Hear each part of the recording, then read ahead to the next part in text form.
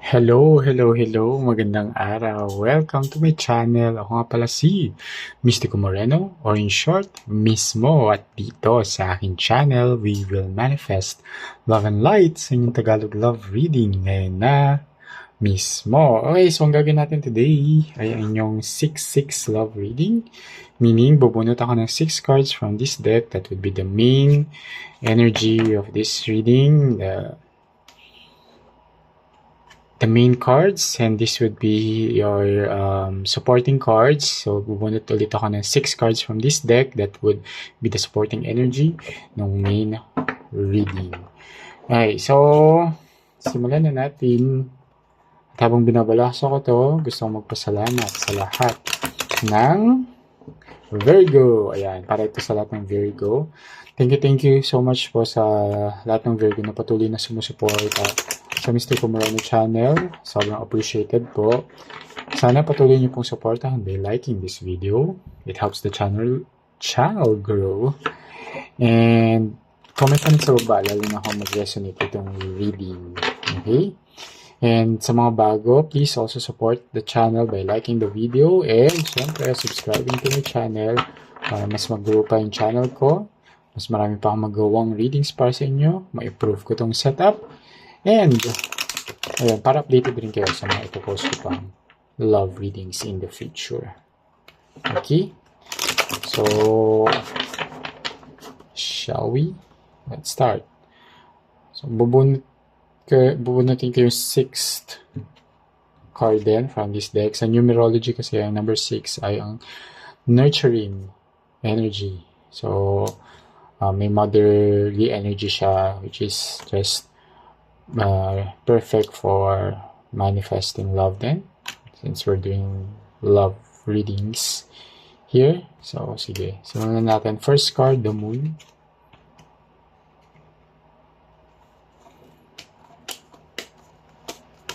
Second card, King of Cups. The World card. Queen of Pentacles, 4 of Pentacles, and okay, Death card. Okay, wag mo bahala. Death card is a card of rebirth and transformation. Pero tingnan natin bakit ang ending ay Death card. Okay. And bubunot tayo from this deck. 6 na cards. At habang binabalasa ko, I always remind everyone that this is a collective and general reading.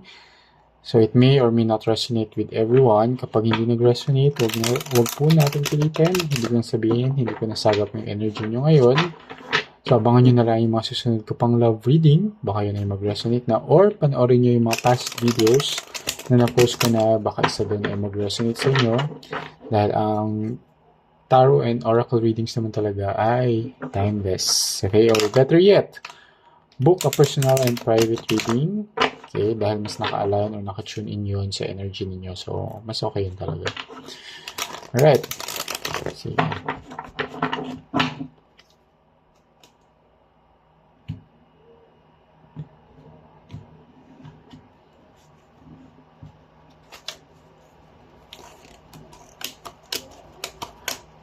So, first card, 3 of Cups, Wheel of Fortune, Page of Swords,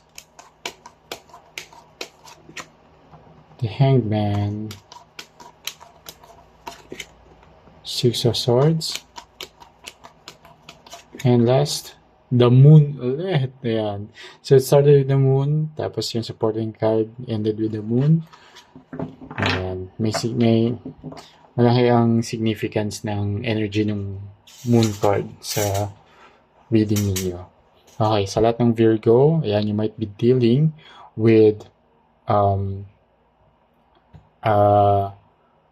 Aquarius, a Pisces. Yeah, pero also Aquarius, Leo, Scorpio, Taurus, okay, and Capricorn, Scorpio, not Capricorn, Scorpio, baka Capricorn din, dahil nasabi ko na siya. So, Scorpio and Pisces.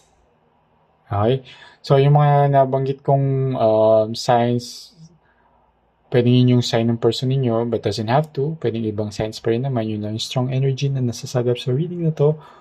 Or check nyo yung kanilang Moon, Venus, Rising placements. Baka isa doon sa mga nabanggit ko ay placements nila sa mga yun. Okay, sige. So, main energy muna, the main cards, the one on top. So, the Moon, King of Cups, the World, Queen of Pentacles, Four of Pentacles, and Death card. So, with the Moon here, sa relationship mo with your person, yung connection nyo, marami ka pang hindi nalalaman tungkol sa kanya. This person is keeping a lot of secrets.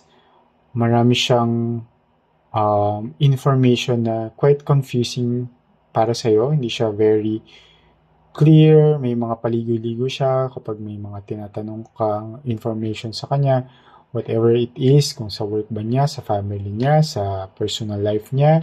Alam mo yun, hindi siya open. Hindi siya openly communicating with you. And kita natin wala rin ditong sword card except dito yung Six of Swords, which is a card of letting go. But sa main energy ninyo, wala rin. So, medyo hindi siya into conversation. Or, okay lang, nakikipag-usap siya, pero hindi yung, alam mo yung open and honest. May mga lihim pa rin siya na tinatago from you. May mga information siya na hindi niya dinidisclose pa.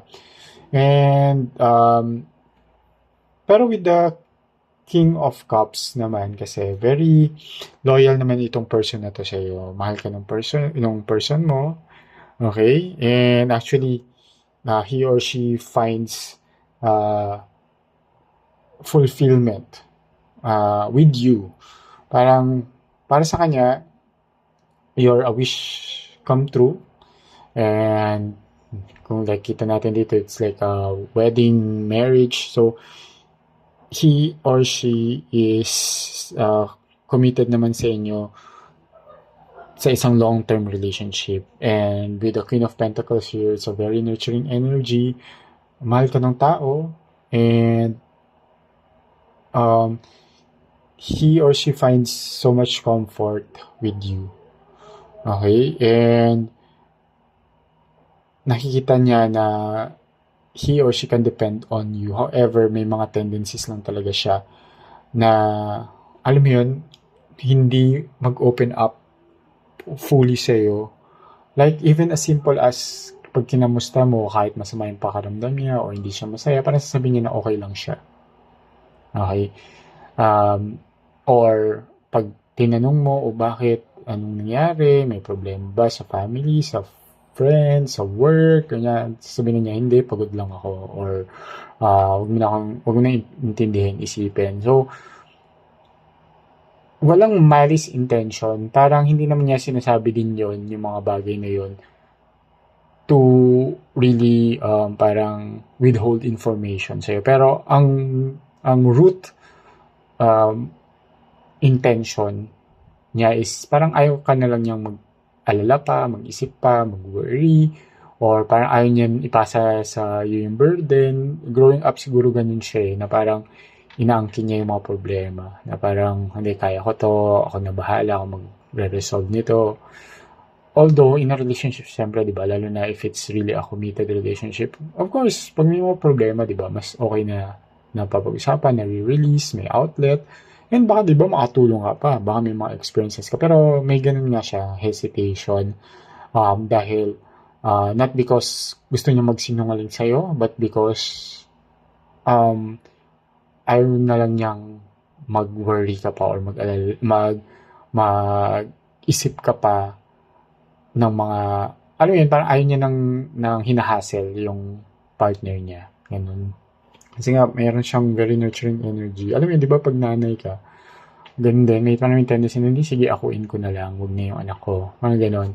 So, may ganun siyang energy. However, it's, ano kasi, may, may kailangan siyang gawin when it comes to, the dynamics, and that would require an ending of those mga hesitations, itong mga pag-keep niya ng, alam mo yun, yung illusion, yung giving you a different, parang he or she is wearing a mask kasi in front of you. Parang, okay, masaya siya, pero in front of you, nakangiti, tumatawa, or feeling okay, but deep inside, may mga issues pala siya.